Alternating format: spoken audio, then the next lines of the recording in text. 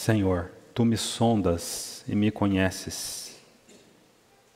Sabes quando me assento e quando me levanto.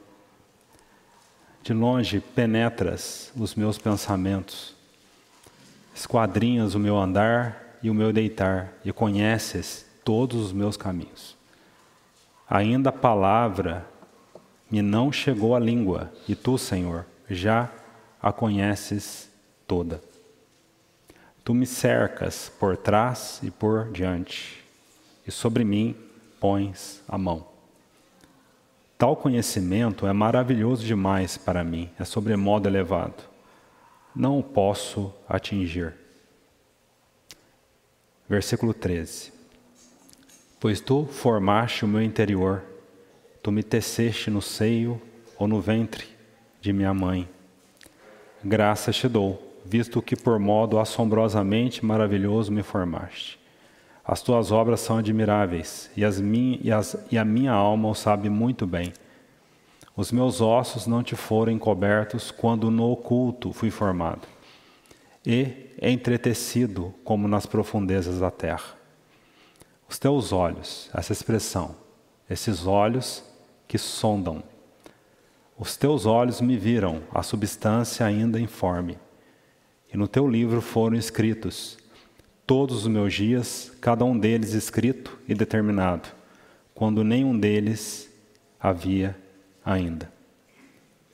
Que preciosos para mim, ó Deus, são os Teus pensamentos, e como é grande a soma deles.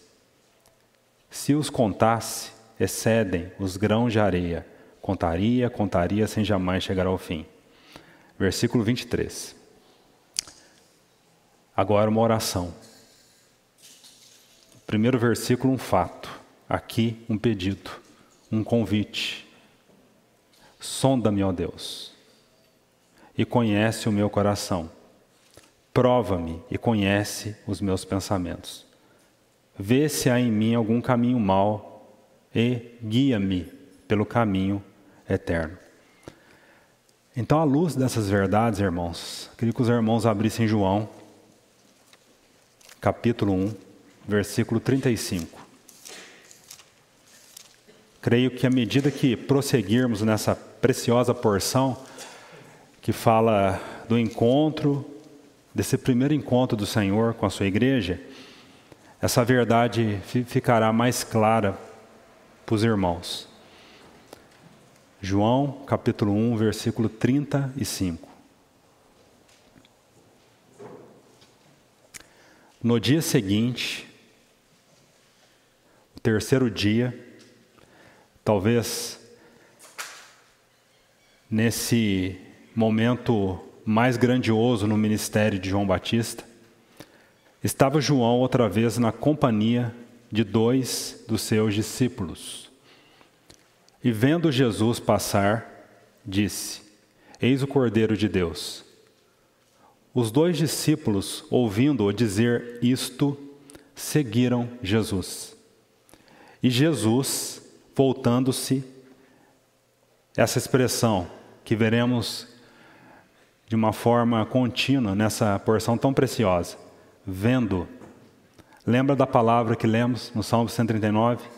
Aquele que sonda, aquele que vê aquilo que nenhum homem vê em nossos corações. Vendo que o seguiam, disse-lhes: Que buscais? Disseram-lhe: Rabi, que quer dizer mestre, onde assistes? Respondeu-lhes: Vinde e vede. Foram, pois, e viram onde Jesus estava morando, e ficaram com ele aquele dia, sendo mais ou menos a hora 10ª. Era André, o irmão de Simão Pedro, um dos 2 que tinham ouvido o testemunho de João, e seguido Jesus. Ele achou primeiro seu próprio irmão Simão, a quem disse: Achamos o Messias, que quer dizer Cristo. E o levou a Jesus. Olhando aquele que sonda, Jesus para ele disse: Tu és Simão, o filho de João. Tu serás chamado Cefas, que quer dizer Pedro. No dia imediato, resolveu Jesus partir para a Galiléia e encontrou a Filipe, a quem disse: segue-me. Ora, Filipe era de Betsaida, cidade de André e de Pedro. Filipe encontrou a Natanael e disse-lhe: achamos aquele de quem Moisés escreveu na lei, e a quem se referiram os profetas, Jesus o Nazareno, filho de José. Perguntou-lhe Natanael: de Nazaré pode sair alguma coisa boa? Respondeu-lhe Filipe: vem e vê. Jesus viu Natanael aproximar-se e disse a seu respeito: eis um verdadeiro israelita em quem não há dolo. Perguntou-lhe Natanael: de onde me conheces? Respondeu-lhe Jesus: antes de Filipe te chamar. Agora eu acho que começa a ficar mais claro para nós essa verdade que lemos do Salmo 139. Antes de Filipe te chamar, eu te vi, quando estavas debaixo da figueira. E nós veremos o significado dessa preciosa porção, disso que o Senhor disse para Natanael. Então exclamou Natanael. Nesse momento ele para de fazer pergunta, e talvez a primeira exclamação da sua vida: Mestre, tu és o Filho de Deus, tu és o Rei de Israel. Ao que lhe respondeu Jesus: por que te disse que te vi debaixo da figueira? Crês, pois maiores coisas do que esta verás. E acrescentou: em verdade vos digo, que vereis o céu aberto e os anjos de Deus subindo, descendo sobre o Filho do Homem. Vamos orar, irmãos. Clamarmos para que o Senhor com as nossas vidas nessa noite. Te bendizemos, amado Senhor. Tu és aquele que nos sonda e nos conhece. Que conhecimento maravilhoso demais para nós. Esse conhecimento nos leva a um descanso em Ti, Senhor. Glórias sejam dadas a Ti. Porque nada que façamos pegará a Ti de surpresa. Porque Tu és aquele que nos conhece. Que o Teu conhecimento, Senhor, possa nos levar a conhecer cada vez mais a Ti. E como esses discípulos, que sejamos um povo prostrados aos Teus pés, cheio de exclamações, não mais perguntas, mas cheio de exclamações, de adoração, de assombro pela Tua pessoa. Te bendizemos pela porção preciosa da Tua palavra, a qual o Senhor tem permitido que esteja em nossas mãos. Que possamos honrar, Senhor, esse livro, essa palavra que é as nossas vidas. Que o Senhor nos conduza nessa noite. O Senhor prevaleça sobre tudo aquilo dentro de nós que possa concorrer com a Tua voz. A Tua voz que faz dar cria às corças. A Tua voz que chama aqueles que estão mortos. A Tua preciosa voz que restaura todas as coisas. Seja bendito o Teu nome, Senhor, em nome de Jesus. Amém. Amados irmãos, nós chegamos então no versículo 35, nesse dia dessa chamada transição do velho para o novo. Esses 3 dias aqui relatados em João fazem parte desse período de transição da velha aliança para a nova aliança, do velho para o novo. Que não vejamos apenas como 3 dias literais, são dias literais. Mas o desejo do Senhor é que cada um de nós veja algo além de dias literais. Irmãos, há muito que tem sido falado desse precioso instrumento, João Batista. E graças ao Senhor, o Senhor tem derramado aos nossos corações tanta graça através de tantas ministrações sobre esse precioso instrumento, que é escolhido por Deus para fazer essa ligação nesse tempo de transição. É interessante a didática do Senhor. Em todos os períodos na história do povo de Deus, naqueles períodos de transição, o Senhor sempre vai levantar um vaso específico. Deixa eu dar um exemplo no Velho Testamento. Há um período de transição tão nítido no Velho Testamento, entre o período de juízes para o período de rei, para o período quando o povo de Israel seria governado por reis, né? Sairiam dos juízes, do governo de juízes, para o governo monárquico. E nessa transição, o Senhor é tão cuidadoso, né? O Senhor não faz nada abrupto, né? O Senhor nunca faz nada abrupto. Ele é muito cuidadoso nos seus movimentos. E nesse período de transição, quem que ele levanta? Samuel, um nazireu. Então, Samuel, ele vai fazer parte desse período de transição, do tempo de juízes para o tempo dos reis. E aqui, novamente, vemos um outro nazireu, João Batista. Esse vaso forjado pelo Senhor para fazer essa transição. João Batista, o último dos profetas, o último profeta e o primeiro pregador. Então, ele fará essa transição, apontando para o Messias.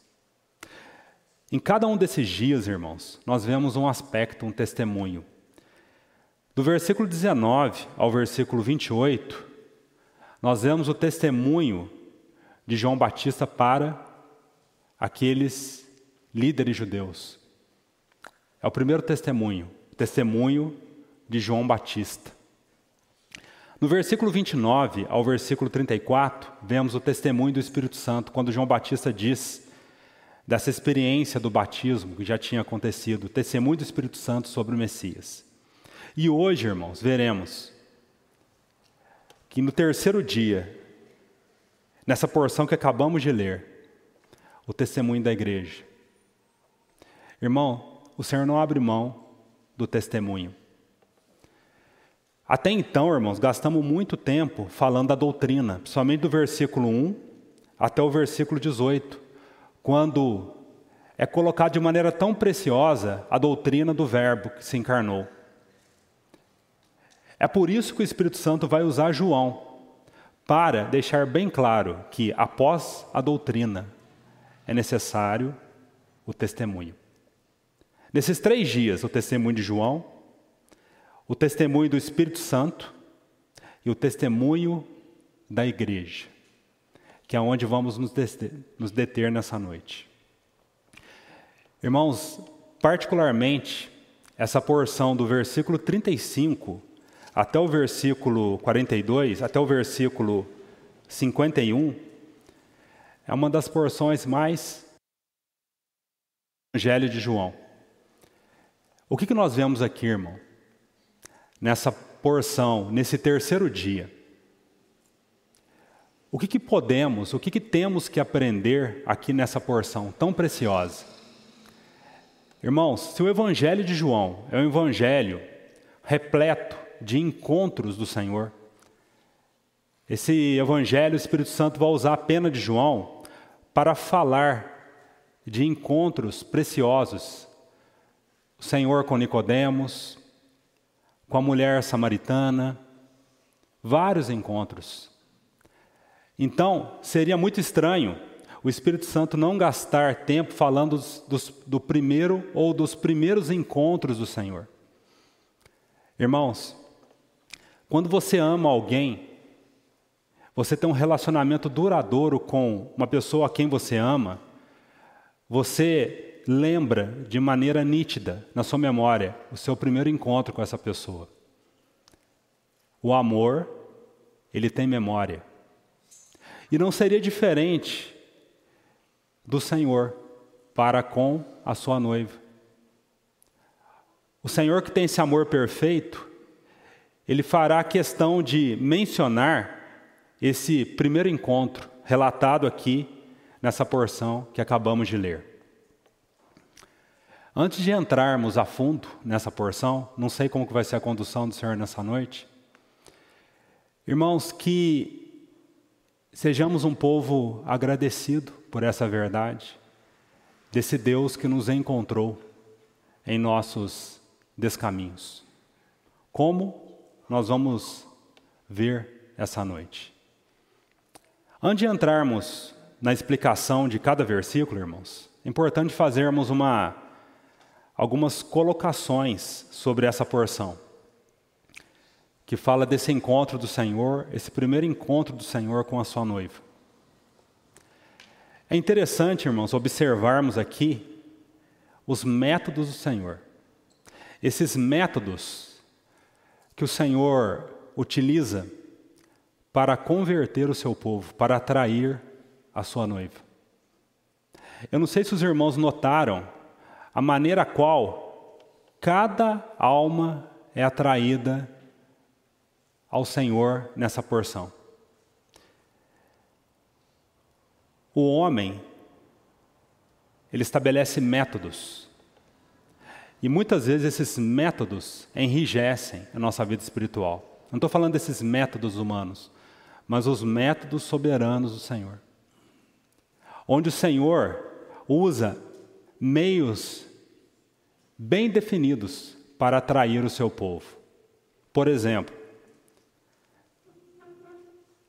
nos primeiros discípulos que vemos atraídos pelo Senhor, no caso aqui, esses dois que seguem o Senhor, nós vemos o método da pregação. Olha o versículo 36. E vendo Jesus passar, disse: eis o Cordeiro de Deus. Talvez o método da pregação. Ao ouvir essa pregação tão simples de João, eles seguem o Cordeiro. Depois o método do relacionamento. Porque esses dois que seguem o Cordeiro, o Senhor, depois eles levam Pedro a um segundo método. O Senhor usando os nossos relacionamentos para atrair almas para Ele. Como que o Senhor deseja usar continuamente esse método? O Senhor confia a conversão de almas para a igreja, não é para anjos. E o terceiro método, quando vemos o Senhor atraindo Filipe no versículo 43, quando é dito assim: no dia imediato resolveu Jesus partir para a Galiléia e encontrou a Filipe, a quem disse: segue-me. Aqui não vemos nenhum instrumento humano, vemos o próprio Senhor indo ao encontro de Filipe. Veremos qual que é a explicação disso. Vemos 3 métodos. E vemos que o Senhor continua usando esses métodos da pregação, dessa abordagem pessoal, e esse método sobrenatural, ainda usando como Ele usou com Filipe. Nós vemos também nessa porção, importante nós fazermos esse preâmbulo, irmãos, para não perdermos a beleza desse assunto, a maneira particular como o Senhor lida com cada alma aqui. O Senhor não está chamando um exército. Num exército você vê a uniformidade. A igreja não é um exército. A igreja é só a noiva, composta de diversas personalidades, diversas almas. O Senhor vai lidar com cada alma de uma maneira, irmãos. Qual que é a maneira que o Senhor atrai Ele lida com esses 2 primeiros discípulos com uma pergunta. Que interessante, né? Ele faz uma pergunta para André e possivelmente João. Qual é a maneira que ele lida com Pedro? Assim que ele olha para Pedro, ele faz uma promessa. Você está assim, mas você será assim. Ele aponta para o futuro, uma promessa, uma palavra para o futuro. Qual que é a maneira que ele lida com Filipe? Diferente de André e possivelmente João, diferente de Pedro. Para Filipe, ele expõe, ele lança a luz na palavra para falar que tudo no Velho Testamento apontava para ele, e aquilo esclarece o coração de Filipe. E Natanael, ele diz assim: Natanael, eu te conheço antes de você me conhecer. Ele olha para o passado, ele aponta para o passado de algo que só ele, Natanael, sabia. Irmãos, essa maneira maravilhosa a qual o Senhor nos atrai. Todos aqui que estão aqui essa noite foram atraídos ao Senhor de uma maneira. Alguns atraídos ouviram uma pregação, como esses 2 discípulos. Outros, talvez a grande maioria, no colo da sua mãe, na mesa da sua casa, ouvindo a palavra. Outros, como Filipe, sem instrumentos humanos. Estavam passando na rua, viram um folheto, aquele folheto abriu os seus olhos para ver quem era o Salvador. O Senhor sabe como lidar com a sua alma. Como que o Senhor é maravilhoso. O Senhor sabe como lidar com cada ovelha que lhe pertence. Ele é o mesmo. E Ele usa diversos métodos e lida diversas maneiras para nos atrair para Ele. Então, glórias ao nome do Senhor por isso, irmãos. Como não adorá-lo?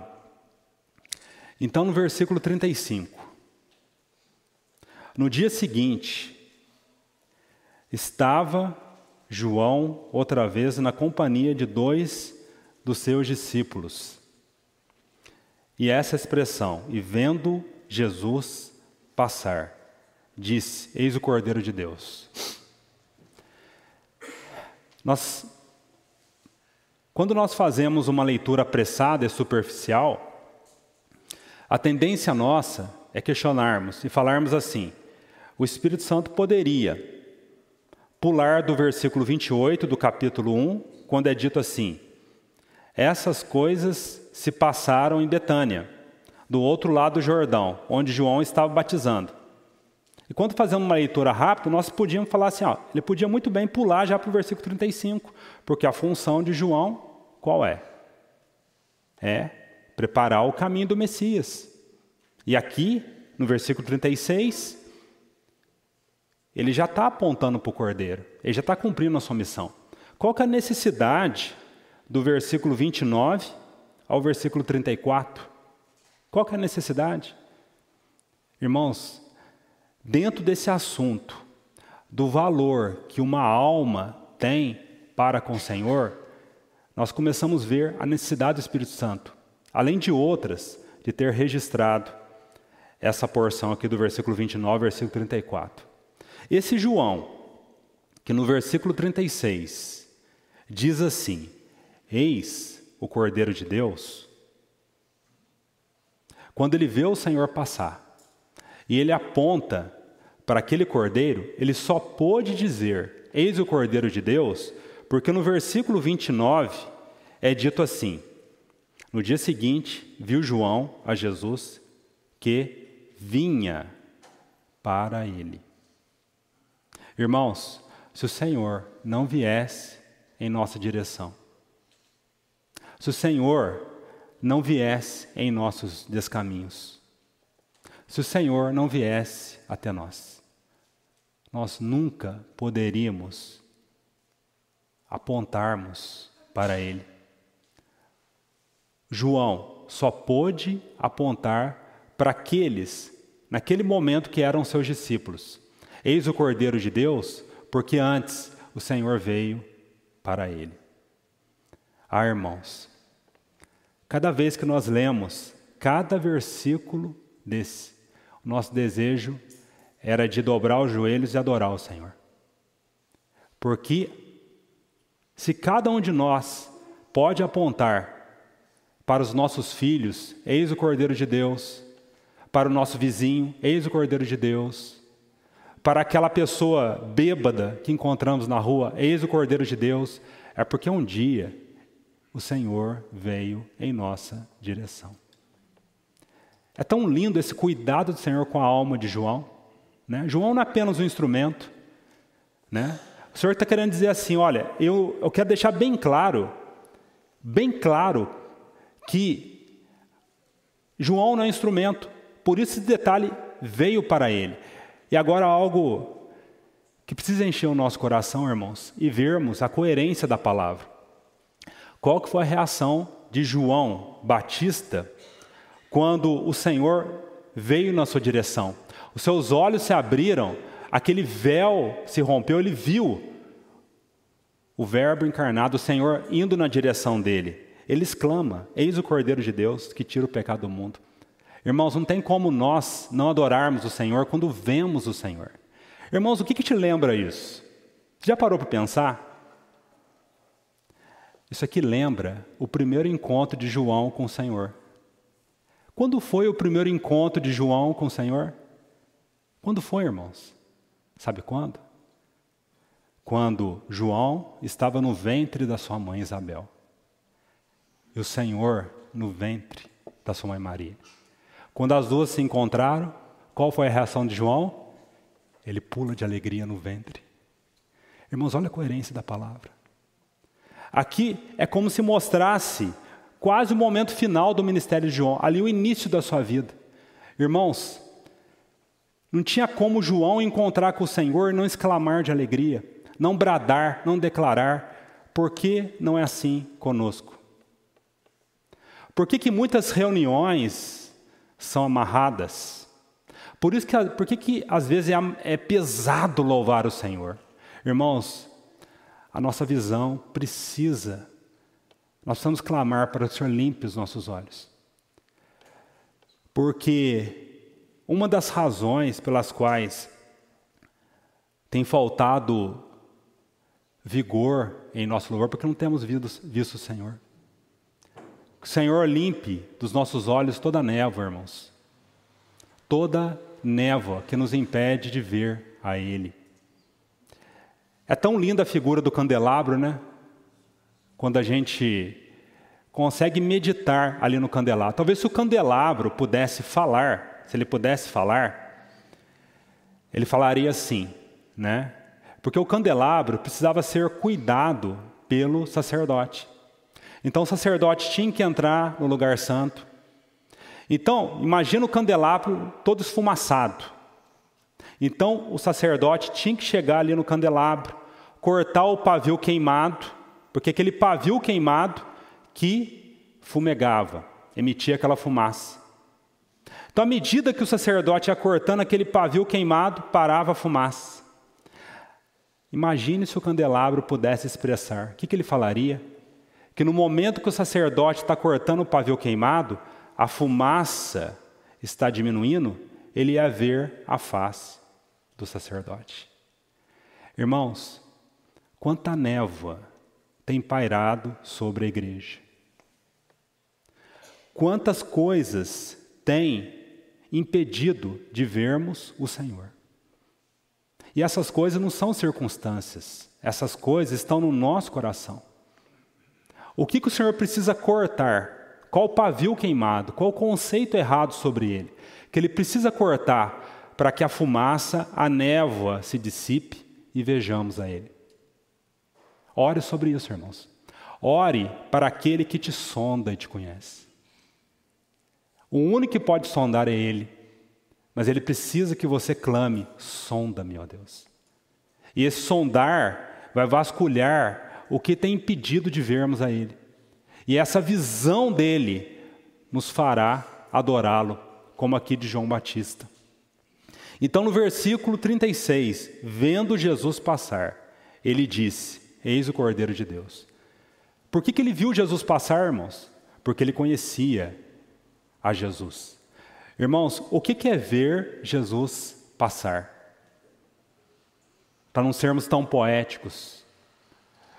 Por que João conseguiu ver Jesus passar? Sabe por quê, irmãos? Ver Jesus passar significa reconhecermos os movimentos do Senhor. Ver Jesus passar significa reconhecermos as direções do Senhor sobre as nossas vidas. Ver Jesus passar significa entender, vezes, irmãos, quantas vezes Nós orávamos assim: Senhor, queremos ver, reconhecer os teus movimentos. E uma reunião foi mudada. Uma liturgia foi mudada. Reconhecer a Jesus passar significa: o Senhor não está nesse relacionamento, o Senhor está nesse relacionamento. Ver o Jesus passar significa: essa companhia não faz bem para mim, porque ela tem me afastado do Senhor. Ver o Jesus passar significa ver aonde o Senhor Jesus está. Reconhecer a vontade do Senhor. Irmãos, amados irmãos, esses assuntos não podem ser teóricos para nós. Será que nesse dia você ouviu a voz do Senhor?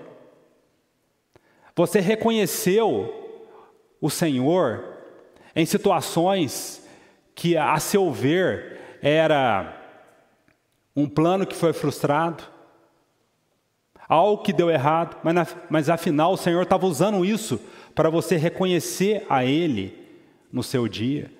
Irmãos, onde está essa igreja que tem esses ouvidos de amor? Não há desculpa para nós, irmãos. Os barulhos, os brilhos, não são desculpa para não ouvirmos o Senhor. Aquele que ama, reconhece. O amor tem memórias, o amor tem ouvidos. Pergunte para uma mãe cansada, quando ela ouve o pio do seu pintinho, chorando de madrugada. Aquela mãe que tinha sono pesado, mas quando nasce a sua criança tem sono leve. Por quê? O amor dá ouvidos. Irmão, você tem visto o Senhor passar? Você tem podido falar assim: Senhor, graças, porque eu tenho tido um senso da Tua vontade na minha vida? Irmãos, que o Senhor recupere isso em nosso viver. Então João, por essa comunhão que ele tinha com Deus, ele viu o Senhor passar. Então ele vai bradar. E não tem como nós vermos o Senhor e ficarmos passivos. A visão do Senhor faz o nosso ser vibrar, como o toque de um dedo nas cordas de um violão. Quando o instrumento é tocado por dedos, ele reage. Irmãos, quando vemos o Senhor, nosso coração, ele reage.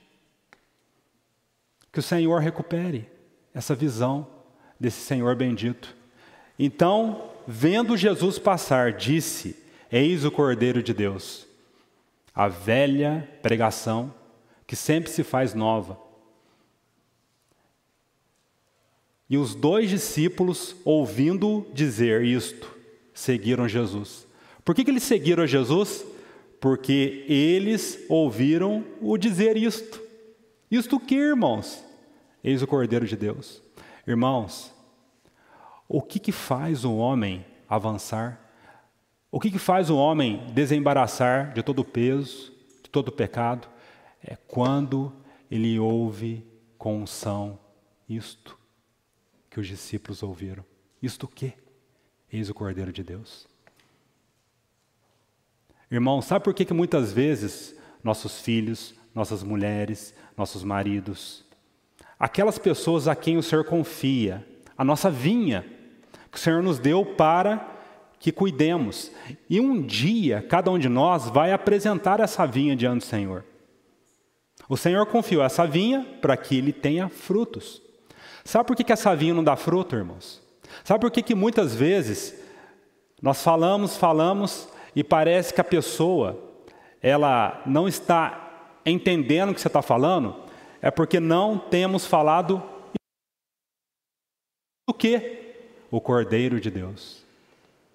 Irmãos, foi essa atitude que um outro servo do Senhor teve. Eu queria que os irmãos abrissem 1 Coríntios. 1 Coríntios. Um outro servo do Senhor que falou isto. 1 Coríntios 2.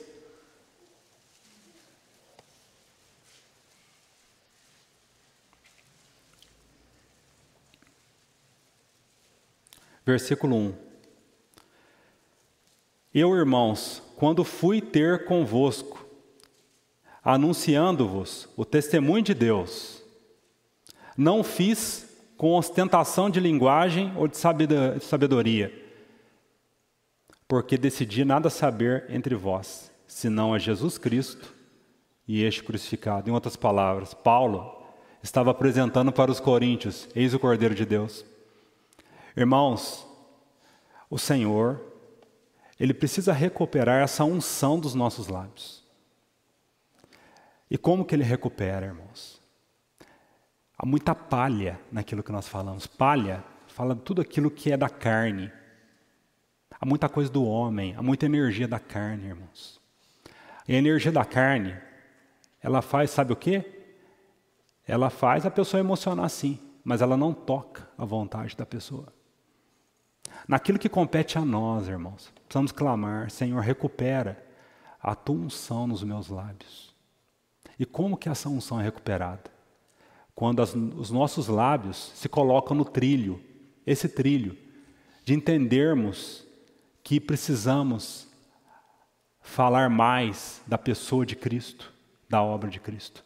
Que o Espírito Santo mostre em nosso viver o que é palha. Então, quando João, ele fala isto, o Cordeiro de Deus, as cordas daqueles dois corações vibram e seguem o Cordeiro. Vamos voltar a João. Então, o versículo 37 é dito assim: os dois discípulos, ouvindo dizer isto, irmãos, seguiram Jesus. E Jesus, voltando-se, irmãos, essa para mim é uma das atitudes do Senhor mais lindas, não apenas nessa porção, mas por todo o Evangelho de João. Na verdade, é assim que o Senhor age com o seu povo. Se o Senhor não se voltasse para aqueles dois que estavam seguindo a Ele, se o Senhor não se voltasse, aqueles dois nunca iriam alcançar o Senhor.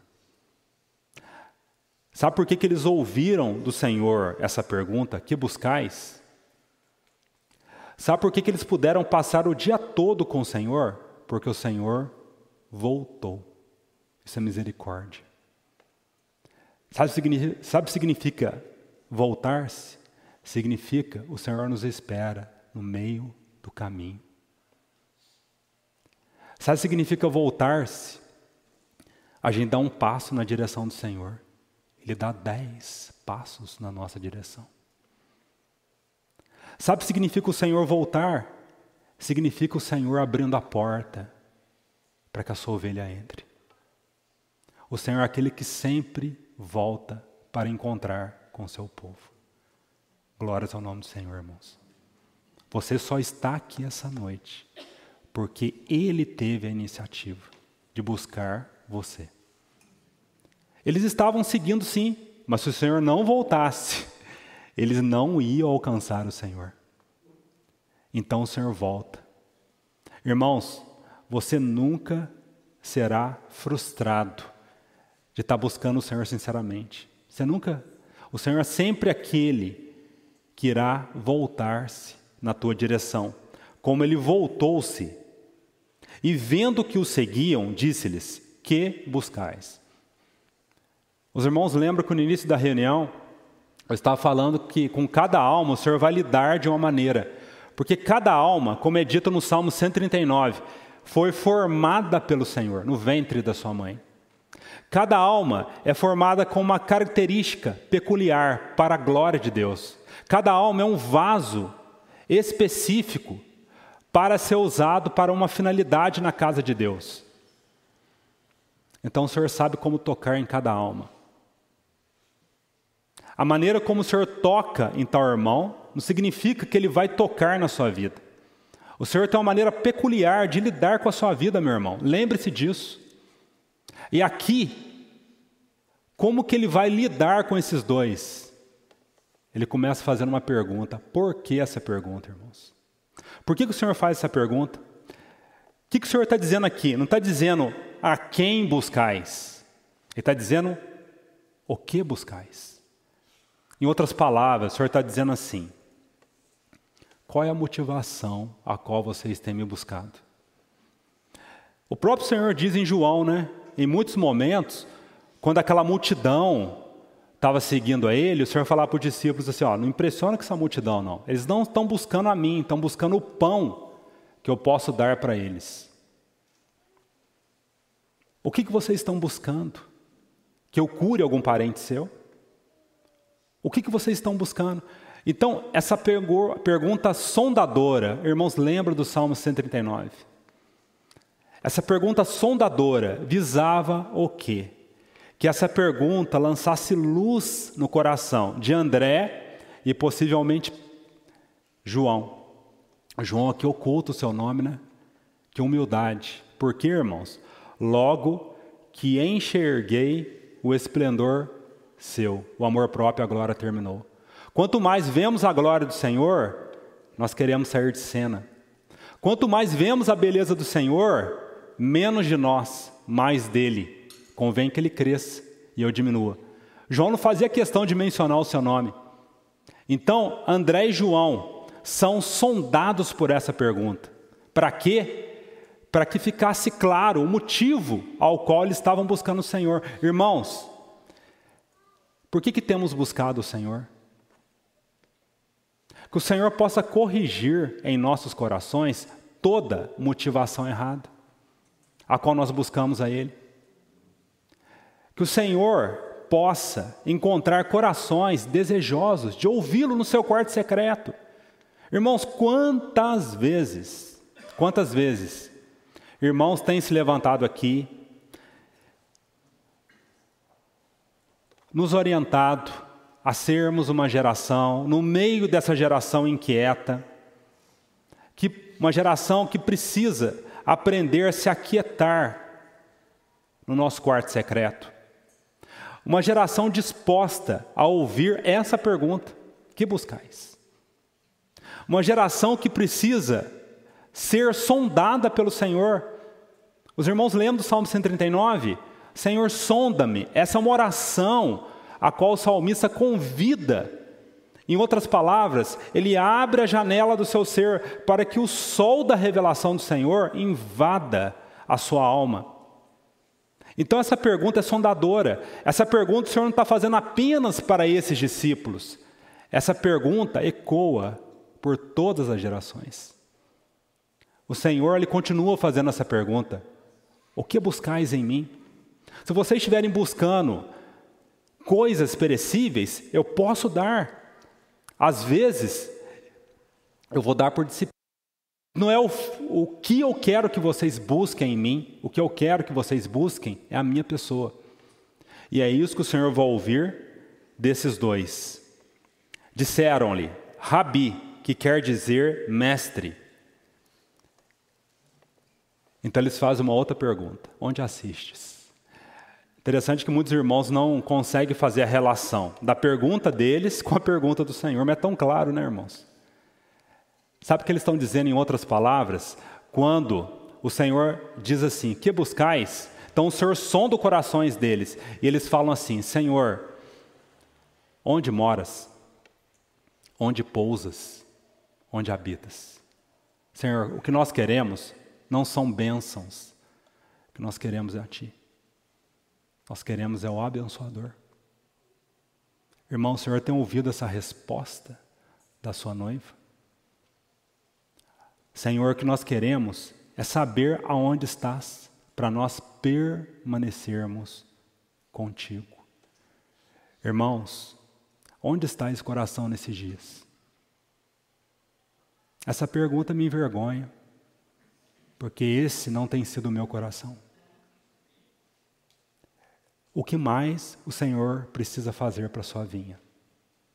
Para ter aquilo que é o mais importante a Ele. Então o Senhor ouve essa resposta. Irmãos, e Ele não se detém. E o versículo 39 é dito assim: respondeu-lhes para eles: esse é o supremo bem, vinde e vede. Vinde e vede. Irmãos, não há nada mais precioso na vida cristã do que ver a Cristo. E o Senhor nos chama, nos atraiu para Ele, para permanecermos com Ele, para vermos a Ele, para conhecermos a Ele, aquilo que Ele é, a sua beleza, sua doçura incomparável. Mas para isso, irmãos, nós precisamos ir. E esse ir, irmãos, significa sim, irmos segundo a maneira a qual nós estamos. Mas significa algo mais. Abra em Mateus capítulo 11. Mateus capítulo 11. O que significa ir ao Senhor?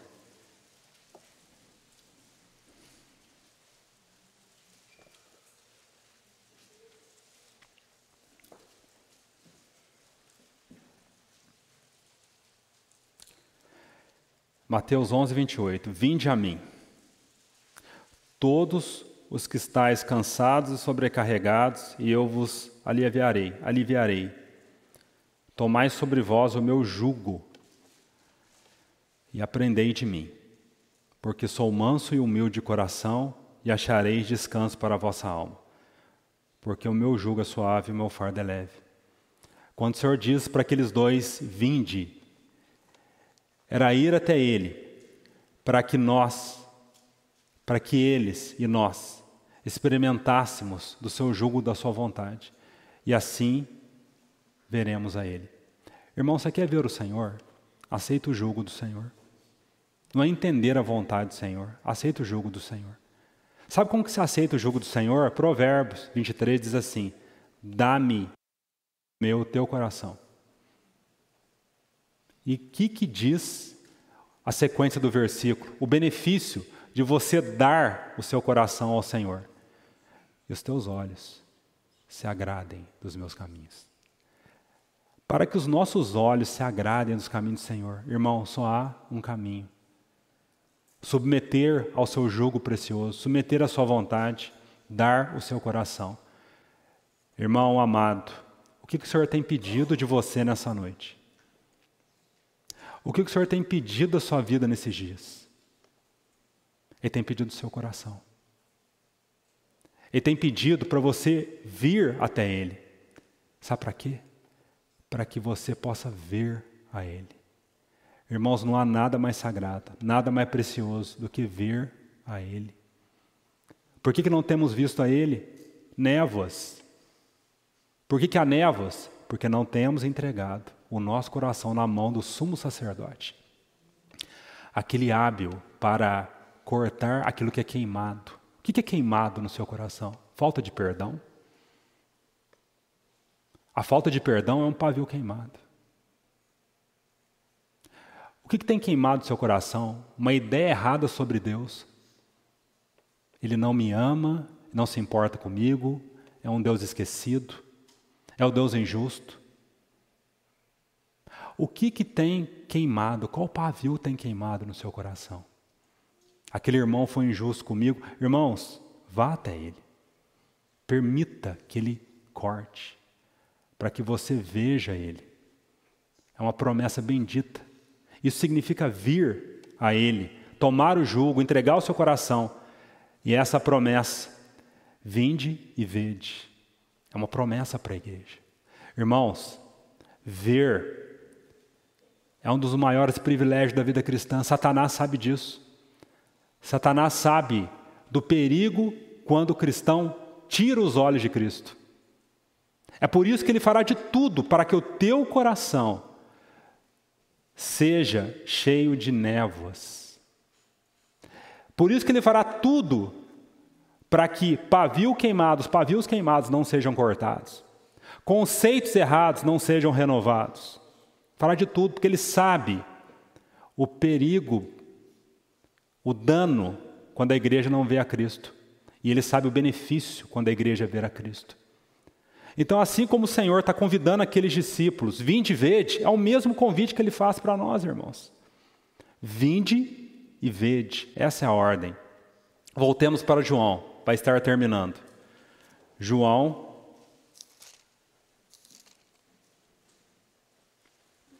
versículo 39, vinde e vede. E foram, pois, e viram onde Jesus estava morando, E ficaram com ele aquele dia, sendo mais ou menos a hora 10ª. Muitos eruditos ficam debatendo o que é essa hora 10ª, né? Eruditos assim de grande envergadura. Alguns dizem que essa hora 10ª é a hora romana, né? Equivalente às 10 da manhã. Outros dizem que essa hora 10ª é o horário hebraico, 4 horas da tarde. Eu não quero entrar nessa discussão, irmãos. Se era 10 horas da manhã ou 4 horas da tarde.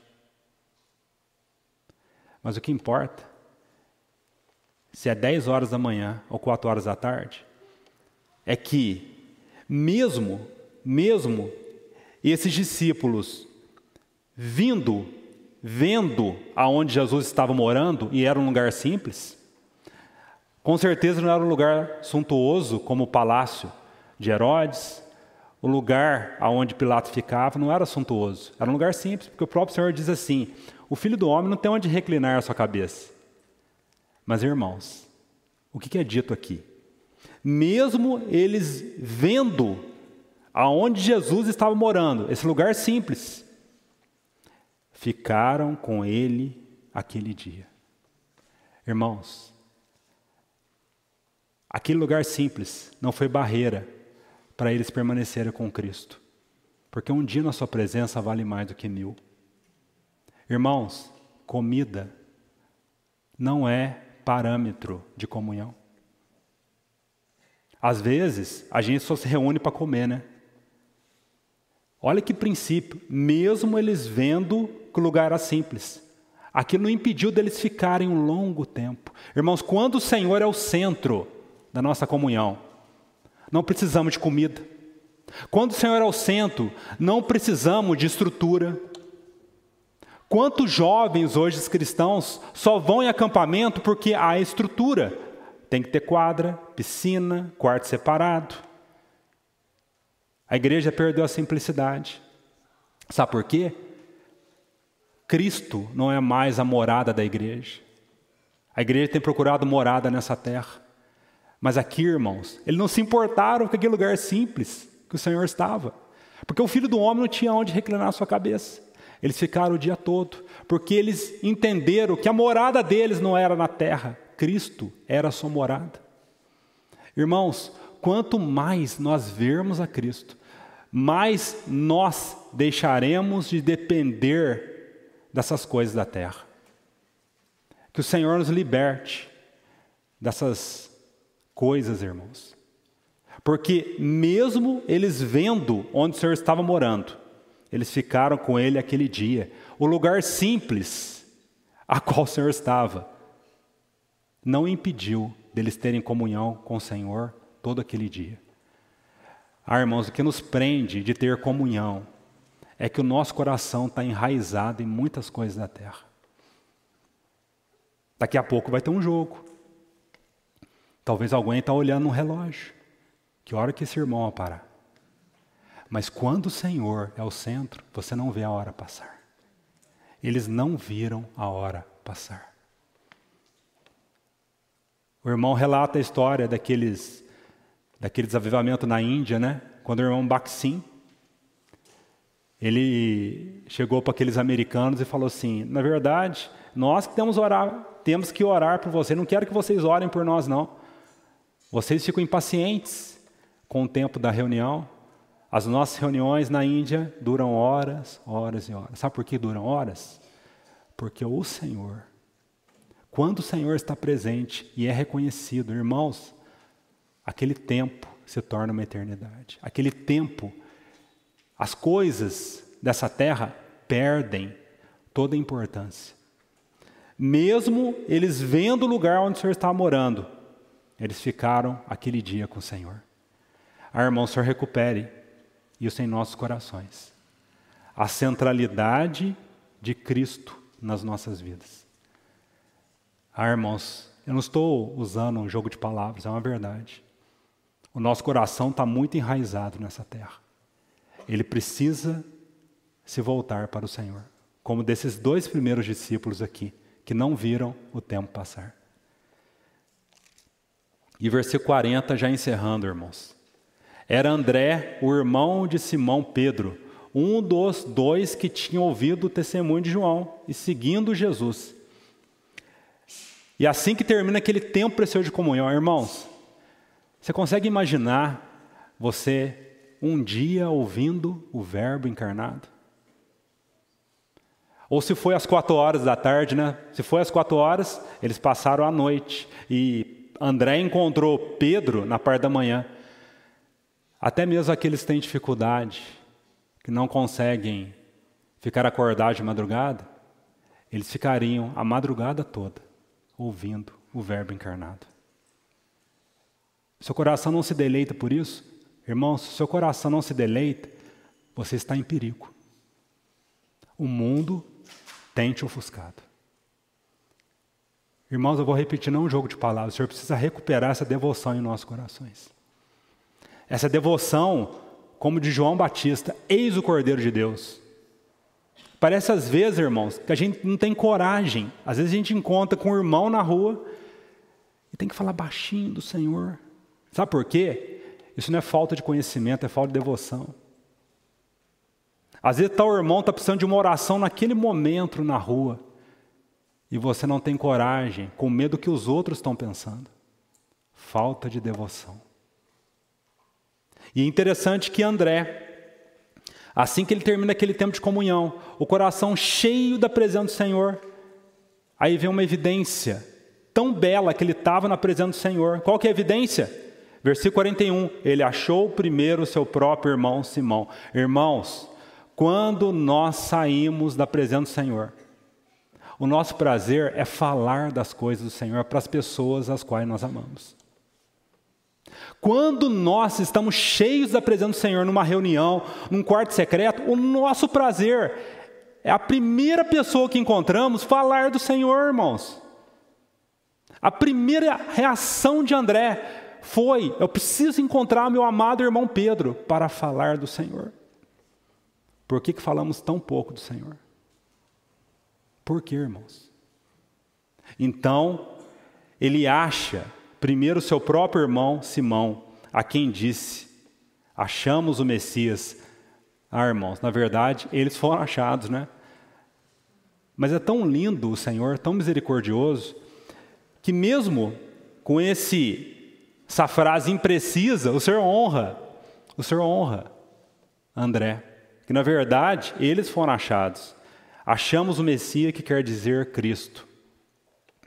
Irmãos, quando estamos cheios do Senhor, nosso desejo é falar do Senhor. A começar das pessoas das nossas casas. Esse é um princípio, irmãos. Você tem falado para o seu filho desse Messias? Você tem falado para as pessoas de dentro da sua casa do Senhor, irmãos? A boca fala, o que está cheio é o coração. Então o versículo 42, para encerrarmos. E o levou a Jesus. E ele conduz Pedro a Jesus. Irmãos, o que seria de Pedro sem André? Quando nós olhamos para a história subsequente, nós vemos como Pedro foi proeminente. Ele estava com Jesus no Monte da Transfiguração, no Getsêmani. É a primeira pregação na história da igreja de Pedro. André podia ficar ressentido, né? Poxa vida, eu fui o primeiro. Eu podia estar ali entre os 3, mas André não se importou. André tinha esse ministério que todos nós devemos ter, de introduzir sempre as pessoas para o Senhor. Alguns casos mais evidentes, né? Quantos homens de Deus proeminentes que só foram grandes homens de Deus porque outros Andrés, que não são conhecidos na história, os introduziram na presença do Senhor. Como aquele irmão Spurgeon, né? Quem aqui não conhece o Spurgeon, esse gigante? Quem aqui não conhece? Um dos maiores pregadores na história da igreja. Você lembra como foi a conversão do Spurgeon? Ele com 16 anos, naquela agonia, andando naquela neve, encontra uma igrejinha simples. A hora que ele senta no banco daquela igreja, o pastor, a pessoa que era o pregador principal não estava. Aí o substituto levanta para falar aquele texto de Isaías: olhai para Cristo, desajeitado, sem tanta erudição, mas através daquele André, daquele instrumento, Spurgeon é conduzido ao Senhor e se torna aquele grande homem proeminente. Irmão, se você tem algum pensamento assim, nossa, eu não estou sendo notado, olha quanta coisa eu fiz, lembra de André. André, se não fosse André, não haveria Pedro. Se não fosse aquele irmão, que talvez a maioria aqui nem sabe o nome, não haveria Spurgeon, e tantos outros casos. Então André, ele introduz Pedro nas mãos do Senhor.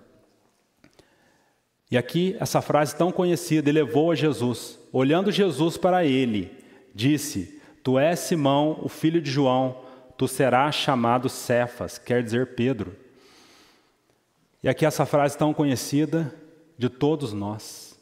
Então Pedro, agora, é introduzido na presença do Senhor. Né?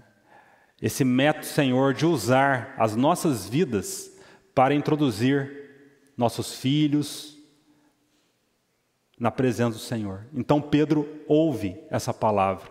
Irmãos, e aqui eu vou encerrar.